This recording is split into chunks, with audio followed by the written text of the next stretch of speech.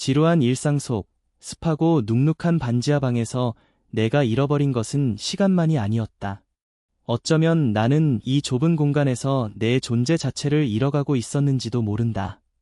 모든 감각이 무뎌지는 회색빛 삶 속에서 유일하게 선명했던 것은 낡은 벽 너머에서 희미하게 흘러나오던 라일락 향이었다.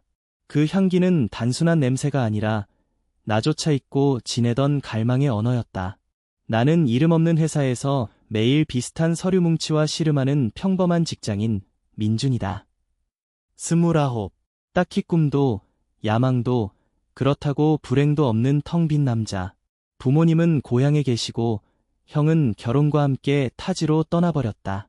서울 한복판에 홀로 남겨진 나는 이 도시의 가장 낮은 곳, 햇살조차 비집고 들어오기 힘든 반지하에 갇혀 지냈다. 창밖으로는 비좁은 골목길과 삭막한 콘크리트 담벼락만이 보일 뿐 싱그러운 생명력 같은 건 애초에 기생할 자리도 없었다. 내 방은 늘 축축했다. 장마철이 되면 벽지에는 거뭇한 곰팡이가 피어났고 눅눅한 공기는 폐 깊숙이 스며들어 마치 내 영혼까지도 습하게 만드는 것 같았다. 퇴근 후 지친 몸으로 들어선 방은 나를 감싸는 듯 혹은 집어삼키는 듯했다. 나는 침대에 털썩 주저앉아 천장을 올려다봤다. 낡은 형광등만이 희미하게 빛을 발하며 더 이상 갈 곳 없는 내 시선을 붙잡았다. 형수님 서진은 내가 사는 건물 바로 위층, 그러니까 지상 1층에 사신다. 형이 결혼해서 분가했을 때 그는 일 때문에 해외로 자주 출장을 나갔고 형수님은 혼자 이 아파트에 남겨졌다. 몇 년이 지난 지금도 형은 여전히 바빴고 형수님은 주로 홀로 집을 지켰다. 형수님과의 관계는 단순한 가족 그 이상도 이하도 아니었다. 그저 가끔 복도에서 마주치면 인사를 나누고 명절에는 어색한 덕담을 주고받는 정도였다. 그런데 언제부턴가 내 반지하 방으로 스며드는 라일락 향이 나를 흔들기 시작했다. 처음에는 그저 좋은 향기가 나네 하고 대수롭지 않게 넘겼다. 아마 형수님이 세탁할 때 쓰는 섬유유연제 냄새겠지 생각했다. 하지만 시간이 지날수록 그 향은 내 일상 속에 깊이 박혔다. 아침에 잠에서 깨어났을 때, 밤늦게 퇴근해서 지쳐 쓰러졌을 때, 그리고 잠 못 드는 새벽에 뒤척일 때 언제나 그 향기는 야른 천장과 벽을 뚫고 내 공간으로 스며들어왔다. 마치 형수님의 존재 자체가 내 방 안에서 숨쉬는 것 같은 착각마저 들었다. 형수님 서진은 30 중반의 나이에도 여전히 우아하고 단아한 분위기를 풍겼다. 그녀의 얼굴에는 늘 희미한 미소가 걸려 있었지만 그 뒤에는 설명할 수 없는 깊은 그림자가 드리워져 있었다. 나는 가끔 마주치는 순간에도 그녀의 눈빛에서 어떤 슬픔을 읽곤 했다. 곱게 빗어 넘긴 머리카락, 단정한 옷차림, 그리고 조용하고 차분한 목소리. 모든 것이 완벽하게 절제되어 있었지만 역설적으로 그 절제미가 더 큰 공허함을 느끼게 했다. 가장 인상 깊었던 건 지난주 목요일 밤이었다. 늦은 시간 편의점에 가려고 계단을 오르다 형수님과 마주쳤다. 그녀는 막 귀가하는 길이었는지 손에는 장바구니가 들려 있었고 야른 카디건을 걸치고 있었다. 민준 씨, 늦은 시간에 어디 가세요? 그녀의 목소리는 부드럽고 나긋했지만 어딘가 힘이 빠진 듯했다. 아, 네, 잠시 편의점에요. 나는 괜히 머리를 극적였다. 그 순간 형수님 몸에서 퍼져나오는 라일락 향이 더욱 짙게 내 코끝을 감쌌다. 젖은 듯 촉촉한 향기는 마치 그녀의 옷깃에서 스며 나온 습기처럼 느껴졌다. 그날 밤 나는 잠을 이룰 수 없었다. 편의점에서 사온 맥주캔을 따지도 않은 채 침대에 누워 천장을 노려봤다.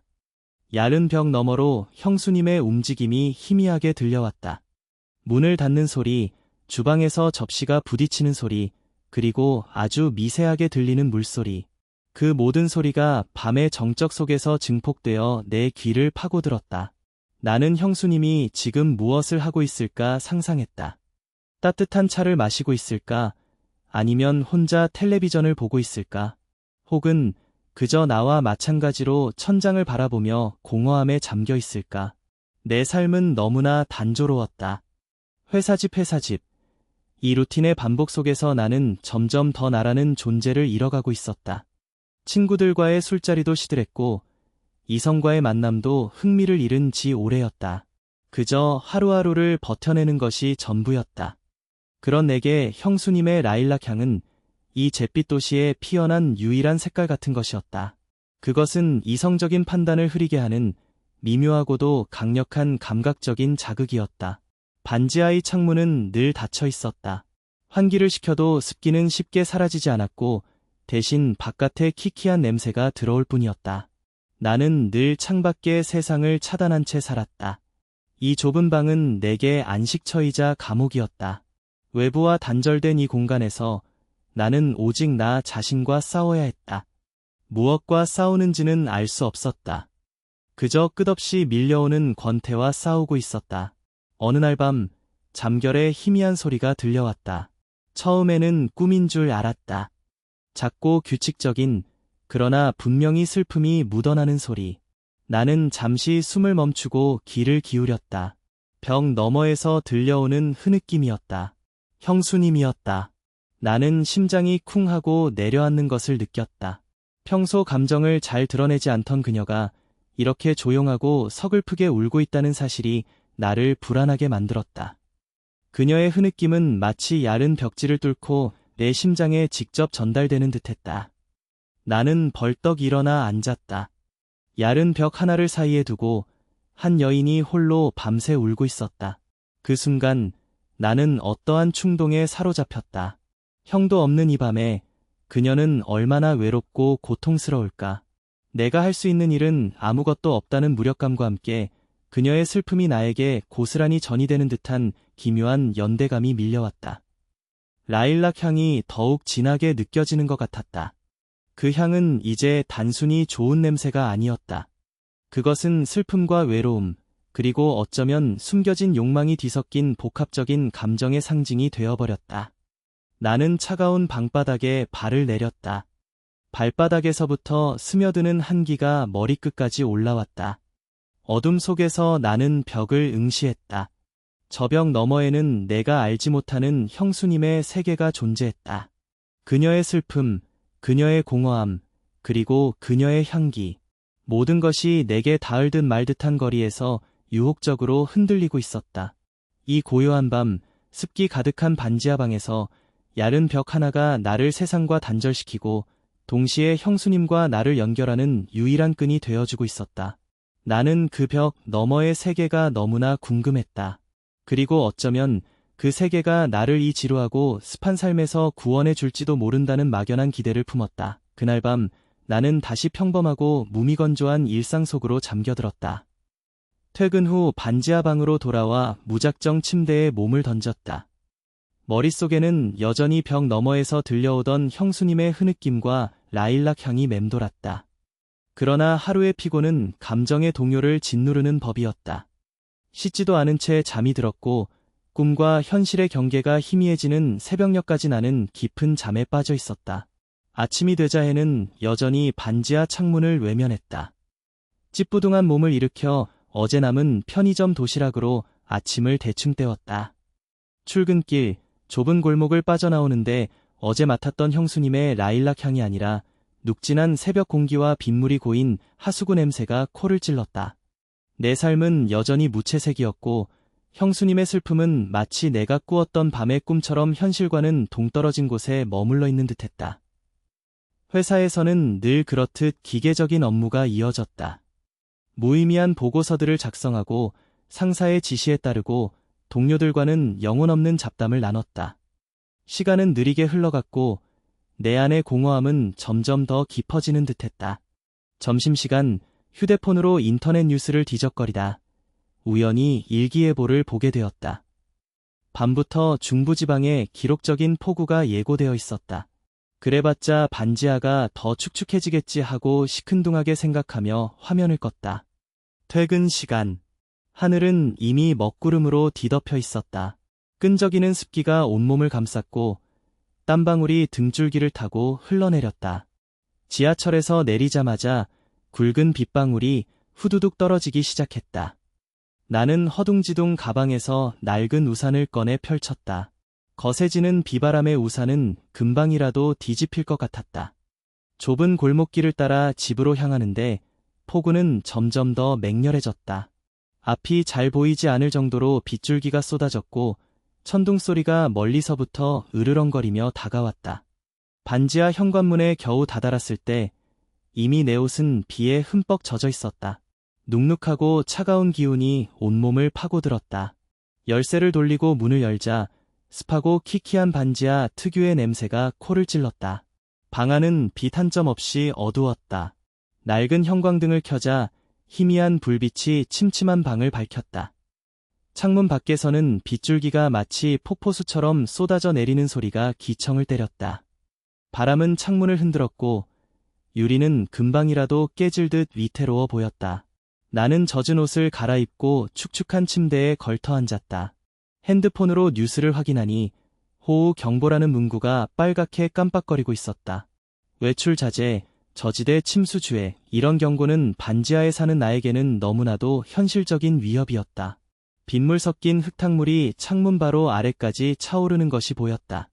곧 내 방 안으로 물이 스며들지도 모른다는 불안감이 엄습했다.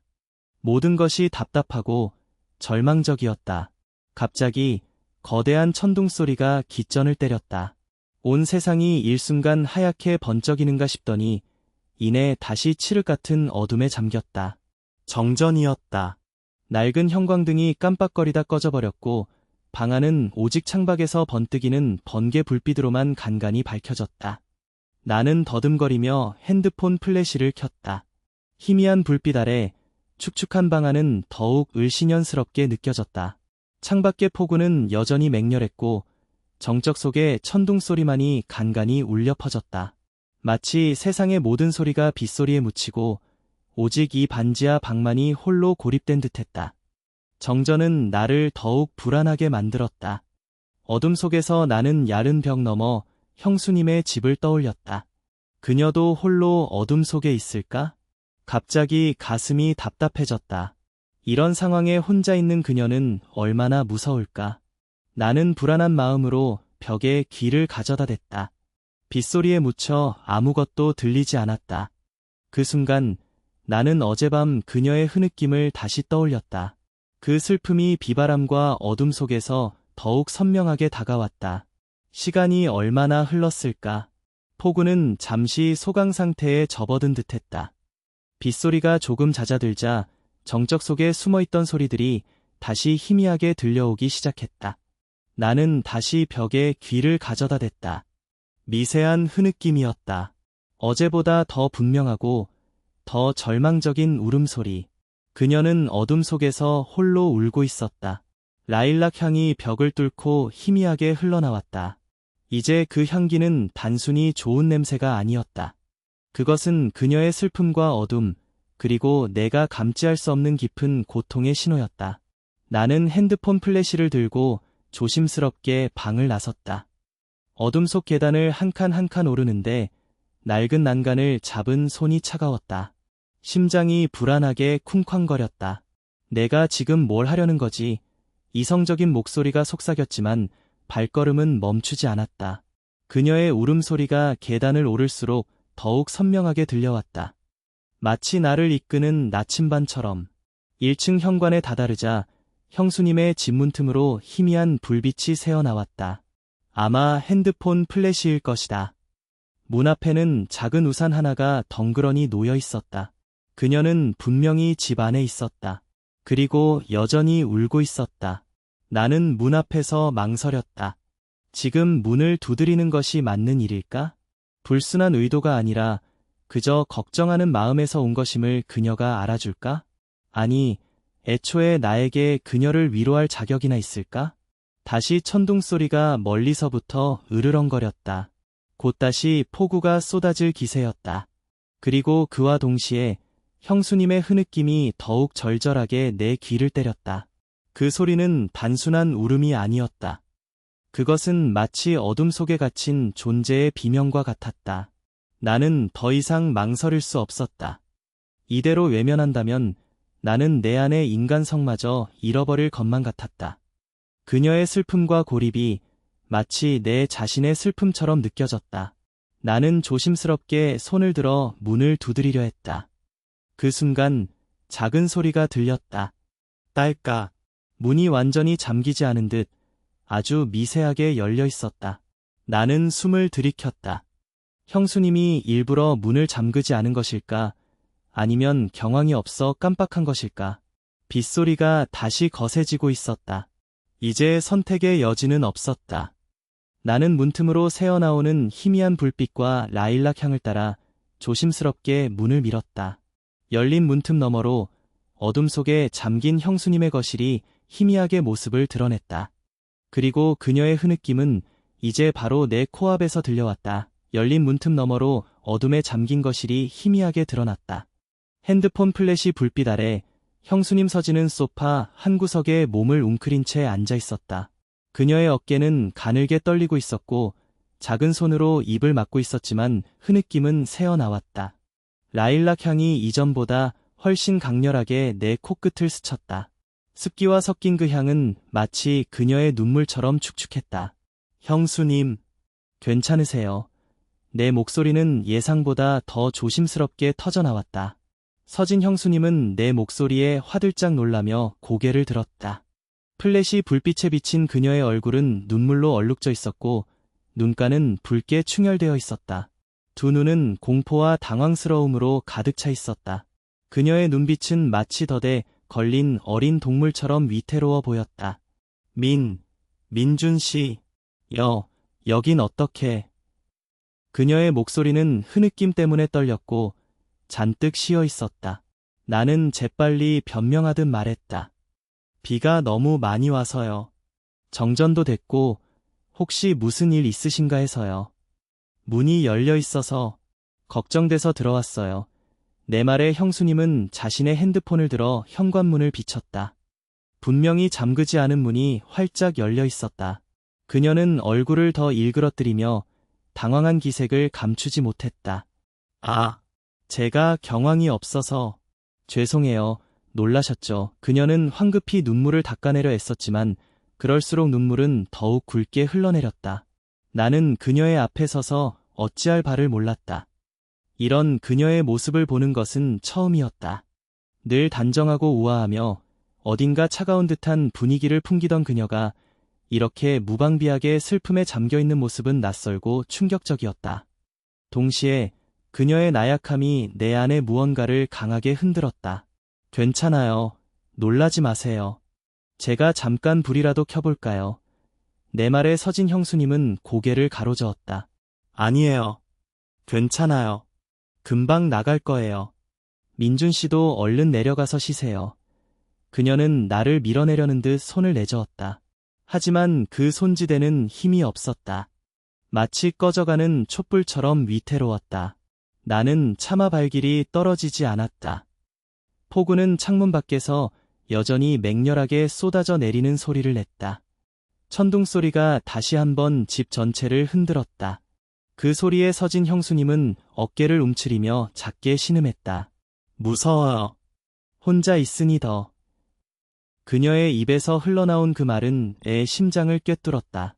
나지막이 속삭이듯 내뱉었지만 그 어떤 비명보다도 더 처절하게 들렸다. 나는 망설임 없이 소파 옆으로 다가가 그녀의 옆에 앉았다. 핸드폰 플래시 불빛이 흔들리며 우리의 그림자를 길게 늘어뜨렸다. 어둠 속에서 나는 그녀의 손에 닿을 듯 말 듯한 거리에 앉아 있었다. 라일락 향이 더욱 짙게 나를 휘감았다. 제가 같이 있어 드릴게요. 정전도 되고 비도 이렇게 오는데 혼자 두면 안 되죠. 내 말에 형수님은 고개를 들고 나를 응시했다. 그녀의 눈은 여전히 눈물로 가득했지만 그 속에 담긴 당황스러움은 약간 누그러진 듯했다. 침묵이 흘렀다. 빗소리와 천둥소리만이 공간을 메웠다. 나는 그녀의 젖은 눈가를 보았다. 차가운 눈물 방울들이 그녀의 흰 피부 위를 흐르고 있었다. 순간 내 손이 저절로 움직였다. 나는 조심스럽게 손을 들어 그녀의 뺨에 닿았다. 따뜻한 온기가 느껴졌다. 그녀는 움찔했지만 피하지 않았다. 내 엄지손가락이 그녀의 눈물을 살짝 닦아냈다. 그녀의 피부는 비단결처럼 부드러웠다. 그녀의 눈이 흔들렸다. 나를 똑바로 바라보는 그녀의 눈빛은 무언가를 갈망하는 듯 혹은 무언가에 체념한 듯했다. 이성적인 경고음이 내 머릿속을 스쳤지만 그녀의 촉촉한 뺨과 라일락 향은 모든 이성을 마비시켰다. 형수님, 많이 힘드시죠? 내 목소리는 나조차 놀랄 만큼 부드럽고 다정했다. 서진 형수님은 내 눈을 피하지 않고 바라보다가 다시 고개를 떨궜다. 그녀의 몸에서 작은 떨림이 전해져 왔다. 나는 더 이상 망설이지 않았다. 다른 손을 들어 그녀의 어깨를 감쌌다. 예상보다 더 마르고 여린 어깨였다. 그녀의 어깨는 차가웠지만 그녀의 몸에서는 은은한 온기가 전해져 왔다. 민준 씨, 이러면 안 돼요. 그녀가 속삭였다. 그녀의 목소리는 너무나 미약해서 빗소리에 묻혀 사라질 것만 같았다. 그녀는 나를 밀어내지도 그렇다고 완전히 받아들이지도 않았다. 그저 내 어깨에 기대어 미약하게 떨고 있을 뿐이었다. 나는 그녀의 어깨를 조금 더 힘주어 감쌌다. 그녀의 몸이 내게 더 가까워졌다. 라일락 향이 내 숨결 속으로 파고들었다. 나는 그녀의 머리칼이 젖어 있는 것을 느꼈다. 아마 비를 맞은 채 들어왔을 것이다. 차가운 빗물과 그녀의 온기가 묘하게 뒤섞여 내 감각을 자극했다. 어깨에 닿은 그녀의 머리칼은 부드러웠다. 나는 그녀의 머리칼 사이에서 나는 산푸 향과 라일락 향이 뒤섞인 오묘한 냄새를 맡았다. 그것은 순수함과 관능이 공존하는 향이었다. 혼자 두면 안 될 것 같아요. 내가 다시 속삭였다. 나의 이성은 이미 그녀의 흐느낌과 라일락 향에 잠식당한 듯했다. 나의 모든 감각은 오직 그녀에게로 향했다.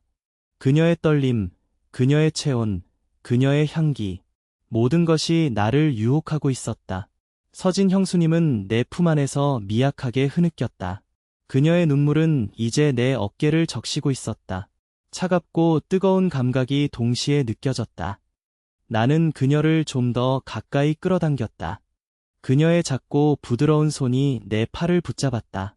그녀의 손은 얼음처럼 차가웠지만 그 손끝에서 전해지는 미약한 힘은 나를 더 이상 물러설 수 없게 만들었다.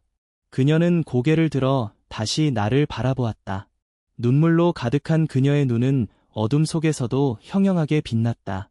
그 눈빛은 동정과 연민을 넘어선 어떤 깊은 공허함과 갈망으로 채워져 있었다. 형이 알면 안 돼요. 그녀의 목소리는 이제 거의 들리지 않았다. 하지만 그녀의 몸은 내게서 떨어지려 하지 않았다. 나는 그녀의 그 미약한 저항이 오히려 더 큰 유혹으로 다가왔다. 그녀가 말로 내뱉는 금기와 몸이 내게 보내는 무언의 허락 사이에서 나는 혼란스러웠지만 동시에 흥분되고 있었다. 어쩌면 그녀는 스스로도 자신이 무엇을 원하는지 알지 못하는지도 모른다. 혹은 애써 외면하고 있을 뿐일지도. 나는 그녀의 눈빛 속에서 내 자신의 외로움을 보았다. 반지하 방에서 홀로 갇혀 지내던 나의 공허함이 그녀의 눈물과 겹쳐졌다. 우리는 서로 다른 곳에서 같은 종류의 외로움에 시달리고 있었다. 그리고 지금 이 폭우가 쏟아지는 밤에 우리는 이 작은 공간 안에서 서로에게 기대어 서 있었다. 야른 벽이 우리를 세상과 단절시켰고 동시에 우리를 하나로 묶어주고 있었다. 나는 그녀의 뺨을 다시 한번 부드럽게 쓰다듬었다. 그녀의 얼굴이 내 손에 기대어 왔다. 뜨거운 숨결이 내 손바닥에 닿았다. 라일락 향과 그녀의 채취가 뒤섞여 내 정신을 아찔하게 만들었다.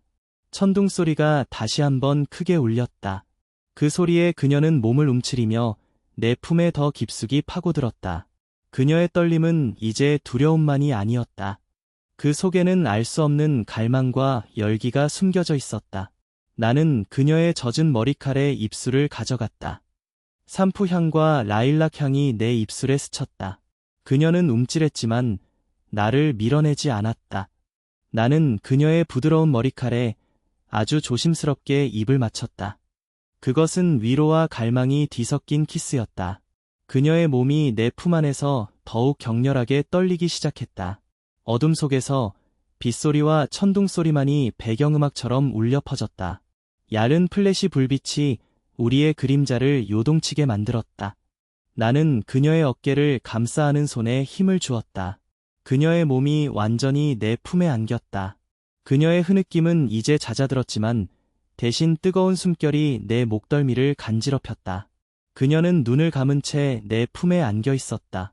그 모습은 마치 모든 것을 체념한 듯 혹은 모든 것을 받아들인 듯 보였다. 나의 심장은 격렬하게 쿵쾅거렸고 온몸의 피가 뜨겁게 끓어오르는 것을 느꼈다. 이 밤, 우리는 더 이상 외로운 두 영혼이 아니었다. 우리는 서로의 빈틈을 채워줄 유일한 존재가 되어가고 있었다.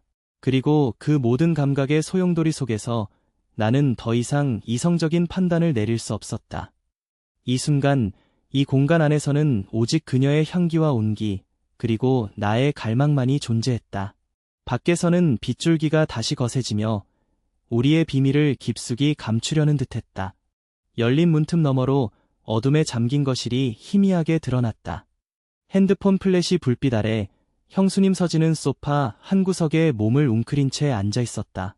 그녀의 어깨는 가늘게 떨리고 있었고 작은 손으로 입을 막고 있었지만 흐느낌은 새어나왔다. 라일락 향이 이전보다 훨씬 강렬하게 내 코끝을 스쳤다. 습기와 섞인 그 향은 마치 그녀의 눈물처럼 축축했다. 형수님, 괜찮으세요? 내 목소리는 예상보다 더 조심스럽게 터져나왔다. 서진 형수님은 내 목소리에 화들짝 놀라며 고개를 들었다. 플래시 불빛에 비친 그녀의 얼굴은 눈물로 얼룩져 있었고 눈가는 붉게 충혈되어 있었다. 두 눈은 공포와 당황스러움으로 가득 차 있었다. 그녀의 눈빛은 마치 덫에 걸린 어린 동물처럼 위태로워 보였다. 민준 씨, 여긴 어떻게? 그녀의 목소리는 흐느낌 때문에 떨렸고 잔뜩 쉬어 있었다. 나는 재빨리 변명하듯 말했다. 비가 너무 많이 와서요. 정전도 됐고 혹시 무슨 일 있으신가 해서요. 문이 열려 있어서 걱정돼서 들어왔어요. 내 말에 형수님은 자신의 핸드폰을 들어 현관문을 비췄다. 분명히 잠그지 않은 문이 활짝 열려 있었다. 그녀는 얼굴을 더 일그러뜨리며 당황한 기색을 감추지 못했다. 제가 경황이 없어서 죄송해요. 놀라셨죠. 그녀는 황급히 눈물을 닦아내려 애썼지만 그럴수록 눈물은 더욱 굵게 흘러내렸다. 나는 그녀의 앞에 서서 어찌할 바를 몰랐다. 이런 그녀의 모습을 보는 것은 처음이었다. 늘 단정하고 우아하며 어딘가 차가운 듯한 분위기를 풍기던 그녀가 이렇게 무방비하게 슬픔에 잠겨있는 모습은 낯설고 충격적이었다. 동시에 그녀의 나약함이 내 안의 무언가를 강하게 흔들었다. 괜찮아요. 놀라지 마세요. 제가 잠깐 불이라도 켜볼까요? 내 말에 서진 형수님은 고개를 가로저었다. 아니에요. 괜찮아요. 금방 나갈 거예요. 민준 씨도 얼른 내려가서 쉬세요. 그녀는 나를 밀어내려는 듯 손을 내저었다. 하지만 그 손지대는 힘이 없었다. 마치 꺼져가는 촛불처럼 위태로웠다. 나는 차마 발길이 떨어지지 않았다. 폭우는 창문 밖에서 여전히 맹렬하게 쏟아져 내리는 소리를 냈다. 천둥 소리가 다시 한번 집 전체를 흔들었다. 그 소리에 서진 형수님은 어깨를 움츠리며 작게 신음했다. 무서워요. 혼자 있으니 더. 그녀의 입에서 흘러나온 그 말은 애 심장을 꿰뚫었다. 나지막이 속삭이듯 내뱉었지만 그 어떤 비명보다도 더 처절하게 들렸다. 나는 망설임 없이 소파 옆으로 다가가 그녀의 옆에 앉았다. 핸드폰 플래시 불빛이 흔들리며 우리의 그림자를 길게 늘어뜨렸다. 어둠 속에서 나는 그녀의 손에 닿을 듯 말 듯한 거리에 앉아 있었다. 라일락 향이 더욱 짙게 나를 휘감았다.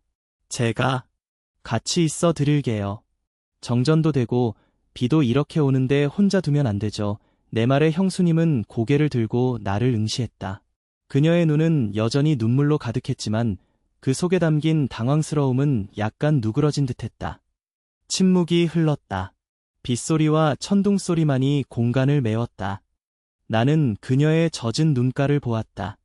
차가운 눈물 방울들이 그녀의 흰 피부 위를 흐르고 있었다. 순간 내 손이 저절로 움직였다. 나는 조심스럽게 손을 들어 그녀의 뺨에 닿았다. 따뜻한 온기가 느껴졌다. 그녀는 움찔했지만 피하지 않았다. 내 엄지손가락이 그녀의 눈물을 살짝 닦아냈다. 그녀의 피부는 비단결처럼 부드러웠다. 그녀의 눈이 흔들렸다. 나를 똑바로 바라보는 그녀의 눈빛은 무언가를 갈망하는 듯 혹은 무언가에 체념한 듯했다. 이성적인 경고음이 내 머릿속을 스쳤지만 그녀의 촉촉한 뺨과 라일락 향은 모든 이성을 마비시켰다. 형수님, 많이 힘드시죠? 내 목소리는 나조차 놀랄 만큼 부드럽고 다정했다. 서진 형수님은 내 눈을 피하지 않고 바라보다가 다시 고개를 떨궜다. 그녀의 몸에서 작은 떨림이 전해져 왔다. 나는 더 이상 망설이지 않았다. 다른 손을 들어 그녀의 어깨를 감쌌다. 예상보다 더 마르고 여린 어깨였다. 그녀의 어깨는 차가웠지만 그녀의 몸에서는 은은한 온기가 전해져 왔다. 민준 씨, 이러면 안 돼요. 그녀가 속삭였다. 그녀의 목소리는 너무나 미약해서 빗소리에 묻혀 사라질 것만 같았다. 그녀는 나를 밀어내지도 그렇다고 완전히 받아들이지도 않았다. 그저 내 어깨에 기대어 미약하게 떨고 있을 뿐이었다. 나는 그녀의 어깨를 조금 더 힘주어 감쌌다. 그녀의 몸이 내게 더 가까워졌다.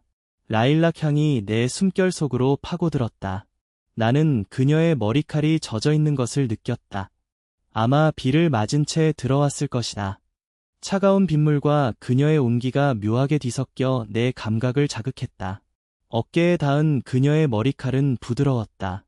나는 그녀의 머리칼 사이에서 나는 산푸 향과 라일락 향이 뒤섞인 오묘한 냄새를 맡았다. 그것은 순수함과 관능이 공존하는 향이었다. 혼자 두면 안 될 것 같아요. 내가 다시 속삭였다. 나의 이성은 이미 그녀의 흐느낌과 라일락 향에 잠식당한 듯했다. 나의 모든 감각은 오직 그녀에게로 향했다. 그녀의 떨림, 그녀의 체온, 그녀의 향기, 모든 것이 나를 유혹하고 있었다. 서진 형수님은 내 품 안에서 미약하게 흐느꼈다. 그녀의 눈물은 이제 내 어깨를 적시고 있었다. 차갑고 뜨거운 감각이 동시에 느껴졌다. 나는 그녀를 좀 더 가까이 끌어당겼다. 그녀의 작고 부드러운 손이 내 팔을 붙잡았다. 그녀의 손은 얼음처럼 차가웠지만 그 손끝에서 전해지는 미약한 힘은 나를 더 이상 물러설 수 없게 만들었다. 그녀는 고개를 들어 다시 나를 바라보았다. 눈물로 가득한 그녀의 눈은 어둠 속에서도 형형하게 빛났다. 그 눈빛은 동정과 연민을 넘어선 어떤 깊은 공허함과 갈망으로 채워져 있었다. 형이 알면 안 돼요. 그녀의 목소리는 이제 거의 들리지 않았다. 하지만 그녀의 몸은 내게서 떨어지려 하지 않았다. 나는 그녀의 그 미약한 저항이 오히려 더 큰 유혹으로 다가왔다. 그녀가 말로 내뱉는 금기와 몸이 내게 보내는 무언의 허락 사이에서 나는 혼란스러웠지만 동시에 흥분되고 있었다. 어쩌면 그녀는 스스로도 자신이 무엇을 원하는지 알지 못하는지도 모른다. 혹은 애써 외면하고 있을 뿐일지도. 나는 그녀의 눈빛 속에서 내 자신의 외로움을 보았다. 반지하 방에서 홀로 갇혀 지내던 나의 공허함이 그녀의 눈물과 겹쳐졌다. 우리는 서로 다른 곳에서 같은 종류의 외로움에 시달리고 있었다. 그리고 지금 이 폭우가 쏟아지는 밤에 우리는 이 작은 공간 안에서 서로에게 기대어 서 있었다. 얇은 벽이 우리를 세상과 단절시켰고 동시에 우리를 하나로 묶어주고 있었다. 나는 그녀의 뺨을 다시 한번 부드럽게 쓰다듬었다.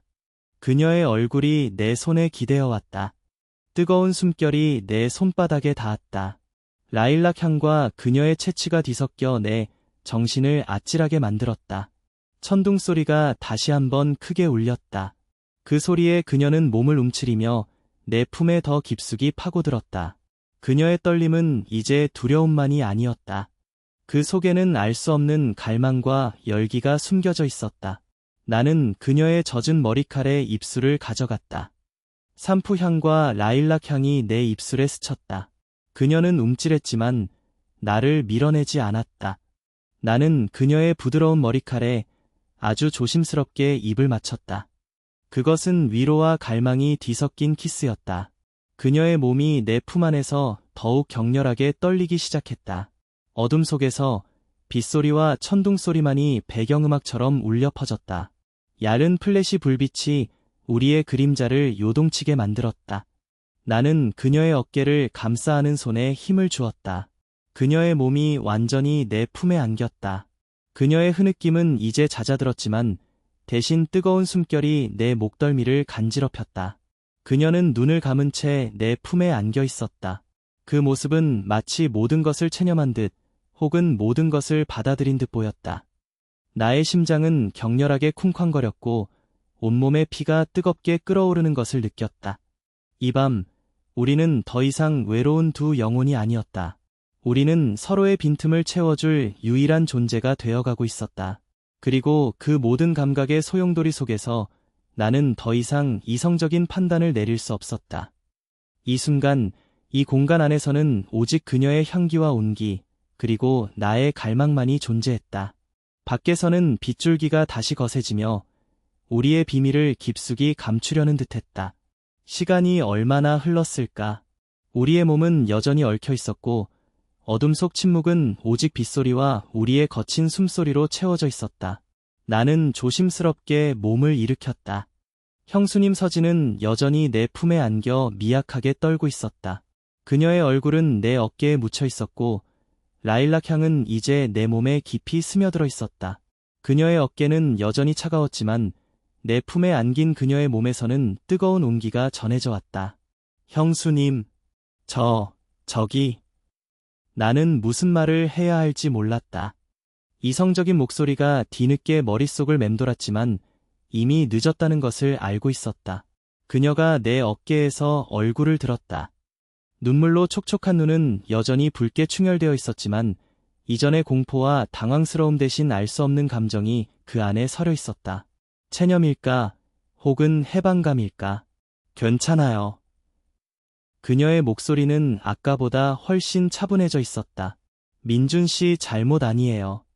제가 혼자 너무 외로워서. 그녀의 말이 내 심장을 짓눌렀다. 그녀의 외로움이 나를 움직였고 나의 외로움이 그녀를 끌어당겼다는 사실이 너무나도 선명하게 다가왔다. 어쩌면 우리는 서로의 어둠을 알아본 것일지도 몰랐다. 나는 그녀의 젖은 머리칼을 다시 한번 쓰다듬었다. 춥지 않으세요? 혹시 마실 거라도. 나는 억지로 화제를 돌리려 했다. 그녀는 희미하게 고개를 끄덕였다. 차가운 거 말고 따뜻한 게 좋을 것 같아요. 그녀의 말에 나는 자리에서 일어났다. 핸드폰 플래시 불빛을 의지의 부엌으로 향했다. 거실은 여전히 어둠 속에 잠겨 있었고 창밖에서는 빗소리가 조금씩 잦아들고 있었다. 부엌은 엉망이었다. 정전 때문에 냉장고 문은 열려 있었고 설거지통에는 며칠 된 그릇들이 쌓여 있었다. 싱크대 위에는 마시다 남은 소주병과 와인 잔이 놓여 있었다. 형수님이 혼자 술을 마셨다는 사실이 다시 한번 그녀의 고독을 상기시켰다. 나는 그녀에게 뭘 만들어줘야 할지 고민했다. 따뜻한 차 한 잔이면 충분할까? 아니, 어쩌면 따뜻한 술 한 잔이 지금 우리에게 더 필요할지도 모른다. 나는 망설이다 싱크대 위 소주병을 집어들었다. 아직 절반쯤 남아있는 소주. 그리고 와인잔. 나는 와인잔 2개를 들고 거실로 돌아왔다. 형수님, 제가 이거라도 좀 데워드릴까요? 나는 어설프게 웃으며 소주병을 흔들었다. 서진 형수님은 내 손에 들린 소주병을 보고 작게 실소했다. 그 실소는 슬픔과 체념이 뒤섞인 듯했다. 그냥 마셔요. 따뜻하게 말고 그녀의 말에 나는 고개를 끄덕였다. 나는 소파 옆 탁자에 와인잔 2개를 내려놓고 그 안에 소주를 따랐다. 찰랑이는 소리가 어둠 속에서 유난히 크게 들렸다. 나는 잔 하나를 그녀에게 내밀었다. 그녀는 말없이 잔을 받아 들었다. 위험한 밤이네요. 내가 씁쓸하게 말했다. 그러게요. 이 밤이 끝나지 않았으면 좋겠어요. 그녀의 목소리는 희미했지만 그 속에는 짙은 진심이 담겨 있었다. 우리는 말없이 잔을 들었다. 차가운 소주가 목구멍을 타고 넘어갔다.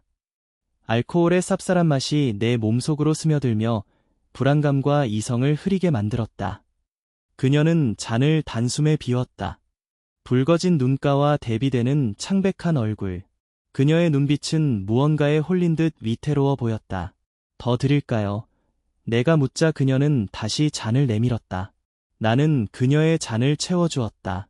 소주병이 텅 빌 때까지 우리는 말없이 술을 마셨다. 차가운 알코올이 끓어오르는 감정을 더욱 뜨겁게 만들었다. 술 기운이 오르자 그녀의 눈빛은 더욱 아련해졌고 내 심장은 더욱 격렬하게 쿵쾅거렸다. 어둠 속에서 우리의 손은 다시 저절로 얽혔다. 차가운 그녀의 손은 이제 약간의 온기를 되찾은 듯했다. 형수님. 나는 그녀의 이름을 불렀다. 그녀는 내 시선을 피하지 않고 나를 바라보았다. 그 눈빛 속에는 더 이상 망설임이 없었다. 어둠과 술기운, 그리고 폭우가 만들어낸 이 고립된 공간에서 우리는 서로에게 유일한 존재가 되어 있었다. 민준 씨, 저 너무 힘들어요. 그녀의 목소리는 다시 흐느낌으로 변해 있었다. 하지만 이번에는 이전의 절망적인 울음이 아니었다. 그것은 마치 억눌린 감정의 해방과도 같은 소리였다. 그녀는 다시 내 품에 안겼다. 라일락 향과 알코올 냄새가 뒤섞여 내 정신을 아찔하게 만들었다. 괜찮아요. 제가 여기 있잖아요. 나는 그녀의 머리칼을 부드럽게 쓰다듬었다. 그녀의 몸이 격렬하게 떨리기 시작했다. 이번 떨림은 두려움이 아니었다. 그것은 억눌린 갈망과 고통이 한꺼번에 터져나오는 전율과 같았다.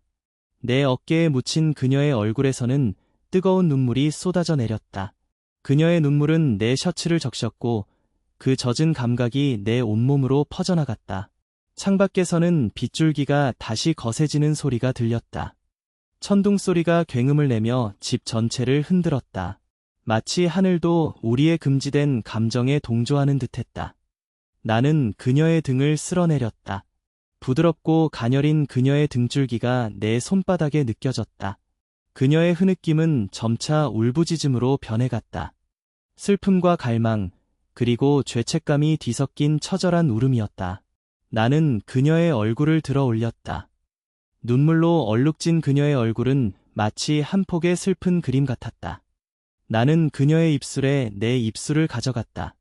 짭짤한 눈물과 알코올의 씁쓸함, 그리고 라일락 향이 뒤섞인 맛이 느껴졌다. 그녀는 처음에는 움찔했지만 이내 내 키스에 응했다. 그녀의 입술은 뜨거웠고 그녀의 혀는 내 혀를 감쌌다. 그것은 단순한 육체적인 행위가 아니었다. 그것은 오랫동안 억눌렸던 두 영혼의 갈망이 충돌하는 소리 없는 외침이었다. 우리의 키스는 점점 더 깊어졌다. 내 손은 그녀의 허리를 감쌌고 그녀의 몸은 내 몸에 밀착되었다. 우리는 서로의 온기를 갈구하듯 강하게 끌어안았다. 얇은 천장 너머에서 빗소리는 여전히 맹렬하게 들려왔고 천둥은 계속해서 울부짖었다. 이 세상의 모든 소리가 우리의 비밀을 감추려는 듯했다. 나는 그녀를 안아들었다. 그녀는 예상보다 훨씬 가벼웠다. 그녀는 내 목을 감쌌고 나는 그녀를 안은 채 어둠 속을 걸었다. 핸드폰 플래시 불빛이 흔들리며 침실로 향하는 길을 밝혔다. 침실은 더욱 어두웠다. 창문이 없어 빗소리가 조금 덜 들렸지만 그만큼 더 밀폐된 공간이라는 느낌을 주었다. 나는 그녀를 침대 위에 조심스럽게 내려놓았다. 침대는 폭신했지만 그만큼 불안하게 느껴졌다. 라일락 향이 침실 전체를 가득 채웠다. 나는 그녀의 얼굴을 바라보았다. 눈물은 멎었지만 그녀의 눈은 여전히 붉게 충혈되어 있었다. 그 눈빛은 나에게 모든 것을 허락하는 듯했다. 동시에 그녀의 눈 속에는 알 수 없는 슬픔과 공허함이 여전히 깊게 드리워져 있었다. 나는 그녀의 젖은 머리칼을 쓸어 넘겼다. 그녀는 내 손을 붙잡았다. 차갑고 여린 손이었다. 그녀의 손가락이 내 손가락을 감쌌다. 나는 그녀의 옆에 조심스럽게 누웠다. 우리의 몸이 닿자 뜨거운 온기가 전해져 왔다. 어둠 속에서 우리는 서로의 숨결을 느꼈다. 빗소리가 다시 거세지는 소리가 들렸다. 그리고 우리의 심장박동 소리는 그 빗소리보다 더 격렬하게 울렸다. 민준 씨. 그녀가 속삭였다. 고마워. 정말 고마워요. 그녀의 목소리는 흐느낌이 섞여 있었지만 그 속에는 진심 어린 감사가 담겨 있었다. 나는 그녀의 손을 더욱 힘주어 잡았다. 그녀의 감사함이 나를 더 큰 책임감으로 이끌었다. 그녀의 외로움을 내가 채워줘야 한다는 의무감, 그리고 그녀의 슬픔을 내가 덜어줘야 한다는 사명감. 나는 그녀에게 다시 한번 입을 맞췄다. 이번 키스는 더 이상 격렬하지 않았다. 그것은 위로와 안도, 그리고 은밀한 약속이 담긴 키스였다. 그녀는 내 키스를 받아들이며 몸을 내게 맡겼다. 그녀의 몸은 부드럽고 따뜻했다. 라일락 향과 그녀의 채취가 뒤섞여 나를 완전히 사로잡았다. 어둠 속에서 우리는 서로의 옷을 벗겨냈다. 그녀의 하얀 피부가 희미한 플래시 불빛 아래 드러났다. 마치 조각상처럼 완벽하고 아름다웠다. 하지만 그 아름다움 속에는 깊은 슬픔이 숨겨져 있는 듯했다. 나는 그녀의 몸을 쓰다듬었다. 그녀는 움찔했지만 나를 거부하지 않았다. 오히려 내 손길을 더욱 갈망하듯 몸을 떨었다. 창밖에서는 빗소리가 끊이지 않았다. 천둥 소리도 멀리서부터 으르렁거렸다. 이 밤은 끝나지 않을 것만 같았다. 우리는 서로의 몸을 탐하듯 끌어안았다. 그녀의 뜨거운 숨결이 내 귓가를 간지럽혔고 그녀의 작은 신음소리가 어둠 속을 울렸다.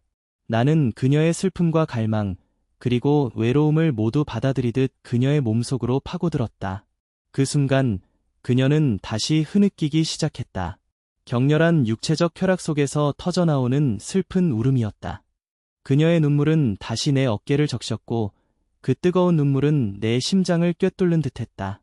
그녀의 몸은 내 품 안에서 격렬하게 떨렸고 그녀의 신음은 울음소리와 뒤섞여 처절하게 들렸다. 나는 그녀를 더욱 강하게 끌어안았다. 마치 그녀의 모든 고통과 슬픔을 내가 전부 받아들이겠다는 듯이. 빗소리는 더욱 격렬해졌고 천둥은 귀청을 찢을듯 울부짖었다. 우리의 육체적인 결합은 이 세상의 모든 혼란과 절망에 대한 반항과도 같았다. 나는 그녀의 슬픔을 위로하고 그녀의 고독을 채워주는 유일한 존재가 되어가고 있었다. 그녀의 눈물과 땀, 그리고 라일락 향이 뒤섞여 우리의 몸을 적셨다. 우리는 어둠 속에서 서로에게 모든 것을 내던졌다. 금지된 욕망과 슬픔이 뒤섞인 채 우리는 그렇게 폭우 속에서 하나가 되어갔다. 이 밤 모든 이성과 도덕은 빗물에 씻겨 내려갔다. 오직 서로를 향한 갈망과 이로만이 존재했다. 한참의 시간이 흐른 후 우리의 숨소리는 조금씩 진정되었다. 그녀는 여전히 내 품에 안겨 가늘게 떨고 있었다. 빗소리는 여전히 맹렬했지만 아까보다는 조금 잦아든 듯했다. 침실은 어둠 속에 잠겨 있었고 우리의 몸은 땀으로 축축했다. 라일락 향은 이제 그녀의 몸에서 더욱 진하게 풍겨나왔다. 그것은 그녀의 슬픔과 기쁨, 그리고 알 수 없는 감정이 뒤섞인 복합적인 향이었다. 나는 그녀의 머리칼에 다시 입을 맞췄다.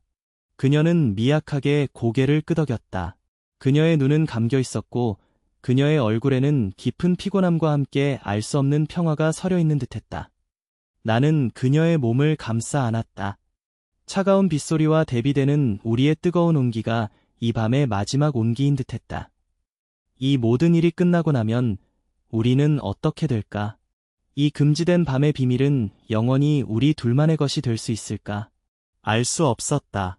다만 지금 이 순간만큼은 그녀와 내가 세상의 모든 혼란과 비난으로부터 완벽하게 고립되어 있었다는 사실만이 명확했다. 창밖의 폭우는 여전히 우리의 모든 것을 집어삼키려는 듯 맹렬하게 쏟아져 내렸다. 하지만 그 빗소리 속에서 우리는 아주 작은 위로와 평화를 찾은 듯했다. 밤새도록 울부짖던 폭우는 새벽이 깊어갈수록 조금씩 사그라들고 있었다. 귀청을 때리던 빗소리는 이제 귓가에 조용히 속삭이는 자장가처럼 변해갔고 천둥소리 역시 멀리서 아련하게 울릴 뿐이었다. 침실은 여전히 어둠 속에 잠겨 있었지만 창문 없는 벽 너머로 희미한 회색빛이 스며들어오는 것을 느낄 수 있었다. 동이 터오고 있었다. 내 품에 안겨 잠들어 있던 서진 형수님은 가느다란 숨소리를 내며 평온해 보였다. 그녀의 머리칼에서는 여전히 라일락 향이 진하게 풍겨나왔고 땀과 뒤섞인 그 향기는 내 몸에 깊숙이 배어들었다. 나는 조심스럽게 그녀의 얼굴을 내려다보았다.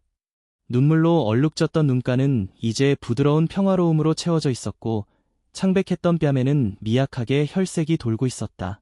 어둠 속에서도 느껴지는 그녀의 완벽한 옆모습은 여전히 아름다웠지만 이제 그 아름다움 속에는 어젯밤 그녀가 쏟아냈던 슬픔과 절망, 그리고 그 모든 것을 받아들인 체념이 함께 서려 있었다. 내 심장은 여전히 격렬하게 쿵쾅거리고 있었지만 불안감은 신기하게도 찾아볼 수 없었다. 대신 설명할 수 없는 깊은 안도감과 충만함이 밀려왔다. 어젯밤 그녀의 눈물과 함께 나의 외로움도 함께 씻겨 내려간 듯했다. 야른 이불이 우리의 벗은 몸을 부드럽게 감싸고 있었고 땀과 체온이 뒤섞인 그 작은 공간은 세상의 모든 비난과 단절된 완벽한 우리만의 성역 같았다. 나는 조심스럽게 팔을 들어 그녀의 머리칼을 쓰다듬었다. 부드럽고 가는 머리카락이 내 손가락 사이를 스쳤다. 그녀는 미약하게 몸을 뒤척이더니 눈을 감은 채 내 품에 더 깊이 파고들었다. 마치 꿈속에서도 나를 놓치고 싶지 않다는 듯이 그녀의 작은 손이 내 허리를 감쌌다. 차가웠던 그녀의 손끝은 이제 따뜻한 온기를 되찾고 있었다. 시간이 얼마나 흘렀을까? 창문 없는 벽 너머로 회색빛이 점점 더 선명해지는 것을 느꼈다. 새벽이 끝나고 아침이 오고 있었다. 평소 같으면 이 시간에 출근 준비를 위해 벌써 잠에서 깨어나 부산하게 움직였을 터였다. 하지만 지금 이 순간 시간의 흐름은 의미가 없었다. 나는 그녀의 숨결과 심장박동 소리에 모든 감각을 집중했다. 형수님. 나는 나지막이 그녀의 이름을 불렀다. 그녀는 움찔하며 천천히 눈을 떴다. 그녀의 눈은 여전히 잠결의 나른함과 어제의 흔적이 옅게 남아있었지만 그 속에는 놀라움이나 후회 대신 깊은 이해와 어쩌면 미약한 죄책감이 뒤섞여 있었다. 그녀의 눈이 흔들리는 것을 보며 나는 우리에게 이 다음이 필요하다는 것을 직감했다. 깼어요. 내 목소리는 예상보다 더 차분했다. 그녀는 고개를 끄덕였다. 침묵이 흘렀다. 어색함이 아닌 모든 것을 이해하고 받아들이는 고요함이었다. 빗소리는 이제 거의 들리지 않았다. 대신 멀리서 희미하게 들려오는 새소리가 정적을 깨뜨렸다. 밤새 폭풍이 휘몰아쳤던 세상이 다시 평온을 되찾아가는 소리였다. 춥지는 않으세요? 내가 다시 물었다. 그녀는 고개를 저었다. 그리고는 조심스럽게 내 품에서 몸을 떼어냈다. 차가운 공기가 그녀의 벗은 몸을 감싸자 그녀는 움찔하며 팔로 자신을 감쌌다. 나는 그녀의 어깨를 감싸 안은 채 이불을 더 끌어당겨 덮어주었다. 그녀의 몸은 여전히 내게서 온기를 갈구하는 듯했다. 민준 씨. 그녀가 속삭였다. 어젯밤 고마웠어요. 그녀의 목소리는 여전히 잠겨 있었지만 그 속에는 진심 어린 감사가 담겨 있었다. 나는 그녀의 눈을 피하지 않고 마주 보았다. 그녀의 눈빛 속에서 나는 내가 채워줄 수 있었던 외로움의 깊이를 느꼈다. 형수님이 더 힘드셨죠? 제가 옆에 있어서 다행이에요. 내 말에 그녀는 희미하게 미소 지었다. 그 미소는 슬픔과 아름다움이 뒤섞인 묘한 감정을 불러일으켰다. 네, 정말 혼자였으면 어땠을지. 그녀의 시선은 허공을 응시했다. 마치 과거의 어느 순간을 되돌아보는 듯했다. 나는 그녀의 손을 잡았다. 차가웠던 그녀의 손은 이제 따뜻했다. 형은 요즘도 바쁘세요? 나는 조심스럽게 물었다. 그녀의 미소가 사라졌다. 그녀의 얼굴에 다시 희미한 그림자가 드리워졌다. 네, 늘 그렇죠. 해외 출장이 잦으니까. 한 번 나가면 한 달은 기본이고, 이번에도 보름 넘게 집에 못 들어왔어요. 저번에도 그랬고, 그전에도. 그녀의 목소리에는 깊은 피로감과 함께 체념이 섞여 있었다. 나는 그녀의 말이 의미하는 바를 어렴풋이 짐작할 수 있었다. 그녀는 단순히 외로웠던 것이 아니었다. 그녀는 이 거대한 아파트 속에서 형이 만들어 놓은 빈자리를 홀로 지켜내느라 지쳐 있었던 것이다. 보고 싶지 않으세요? 형이. 내가 물었다. 그녀는 다시 고개를 떨궜다. 그녀의 머리칼이 이불 위로 흘러내렸다. 보고 싶다는 감정조차 사치처럼 느껴질 때가 있어요. 그냥 사는 게 그래요. 형도 자기 할 일에 바쁘고 저는 그녀의 말끝이 흐려졌다. 그녀의 목소리 속에서 나는 깊은 무관심과 소외감을 읽을 수 있었다. 형은 물질적으로는 풍족하게 해주었을지 모르지만 정작 그녀의 마음속 빈자리는 채워주지 못했던 것이다. 그녀의 외로움은 단순히 남편의 부재 때문이 아니었다. 그것은 훨씬 더 깊고 근원적인 것이었다. 어쩌면 형은 제가 혼자 잘 지내는 줄 아는 것 같아요. 아니면 그냥 그렇게 믿고 싶어 하는 걸지도 모르고요. 저는 형에게 늘 완벽한 아내여야 했으니까요. 불평하지 않고 늘 이해하고. 그녀의 목소리에는 씁쓸한 자조가 섞여 있었다. 나는 그녀의 등을 쓸어내렸다.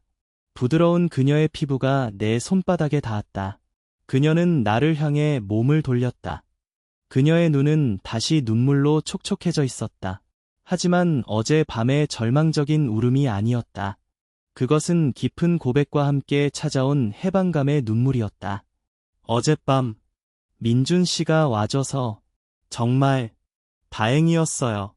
저는 이대로 혼자 어둠 속에 갇혀 죽을지도 모른다고 생각했으니까요. 그녀의 말이 내 심장을 짓눌렀다. 나는 그녀를 더욱 강하게 끌어안았다.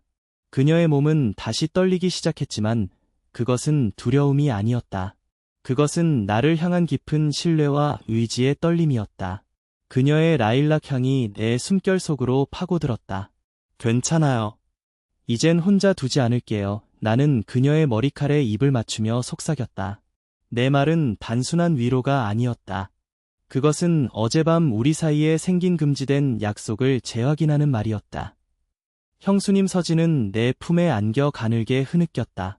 그녀의 눈물은 내 어깨를 적셨지만 나는 더 이상 슬픔을 느끼지 않았다.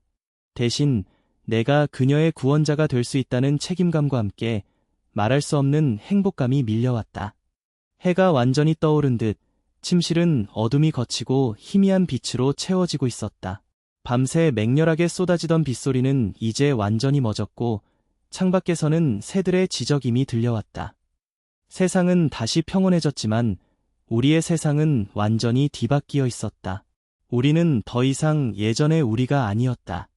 우린 이제 어떻게 되는 걸까요? 그녀가 조심스럽게 물었다. 나는 그녀의 눈을 마주 보았다. 그녀의 눈빛은 불안했지만 동시에 나를 향한 깊은 기대가 담겨 있었다. 아무도 모르게 우리만의 비밀을 만들어요. 형수님의 외로움도 나의 공허함도 우리 둘이 채워주기로 해요. 내 말에 그녀의 눈빛이 흔들렸다. 그녀의 입술이 미약하게 떨렸다.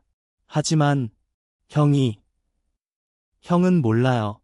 그리고 몰라야 해요. 나는 그녀의 말을 끊었다. 형수님의 남편은 형이지만 형수님의 외로움은 제가 채워줄게요. 나는 그녀의 뺨을 쓰다듬었다. 그녀의 눈이 나를 향한 깊은 갈망으로 가득 찼다. 그녀는 내게 모든 것을 허락하는 듯한 눈빛으로 나를 응시했다. 그 눈빛은 단순한 육체적인 욕망이 아니었다. 그것은 서로의 상처를 알아보고 서로를 구원하려는 두 영혼의 약속이었다. 민준 씨. 그녀가 속삭였다. 고마워. 저를 혼자 두지 않아서. 나는 그녀의 입술에 다시 한번 입을 맞췄다. 이번 키스는 길고 부드러웠다. 그것은 새로운 시작을 알리는 은밀하고도 강력한 맹세였다. 그녀는 내 키스에 응하며 몸을 내게 완전히 맡겼다. 그녀의 몸은 내 품 안에서 뜨겁게 달아올랐다. 라일락 향과 그녀의 채취가 뒤섞여 다시 내 정신을 아찔하게 만들었다. 우리는 침대에 나란히 누워 있었다. 빛이 서서히 스며들어오는 침실에서 우리의 벗은 몸은 서로의 온기를 나누고 있었다. 어젯밤의 폭풍우는 마치 우리를 세상과 격리시키기 위한 신의 섭리였던 것처럼 느껴졌다. 이제 밖은 평화로웠지만 우리의 마음속에는 폭풍우가 지나간 자리 위에 새로운 비밀의 정원이 피어나고 있었다. 나는 그녀의 손을 잡았다. 그녀의 손가락이 내 손가락을 깍지 끼듯 감쌌다. 그 작은 손짓에서 나는 그녀의 깊은 의지를 느낄 수 있었다. 우리는 더 이상 반지하방의 고독한 직장인과 빈집을 지키는 외로운 형수님이 아니었다. 우리는 서로의 빈틈을 채워줄 유일한 존재가 되어 있었다. 사회의 도덕적인 잣대나 윤리적인 비난은 더 이상 우리에게 중요하지 않았다. 중요한 것은 오직 이 순간 서로의 품 안에서 느끼는 이 따뜻하고 은밀한 위로뿐이었다. 나는 그녀의 눈을 바라보며 희미하게 미소 지었다. 그녀도 나를 향해 미소 지었다. 그 미소 속에는 고통과 체념, 그리고 새로 찾아온 희망이 뒤섞여 있었다. 어쩌면 우리는 이 길 끝에 무엇이 기다리고 있을지 알지 못했다. 하지만 지금 이 순간만큼은 이 금지된 관계 속에서 우리는 서로에게 유일한 안식처이자 세상의 전부가 되어 있었다. 창밖에서 들려오는 새소리는 마치 우리의 새로운 비밀을 축복하는 노래처럼 들렸다. 그리고 우리의 심장은 세상의 모든 소리보다 더 격렬하고 은밀하게 서로를 향해 쿵쾅거리고 있었다. 이른 아침의 햇살이 침실의 틈새로 비집고 들어와 우리의 새로운 시작을 조용히 비추고 있었다.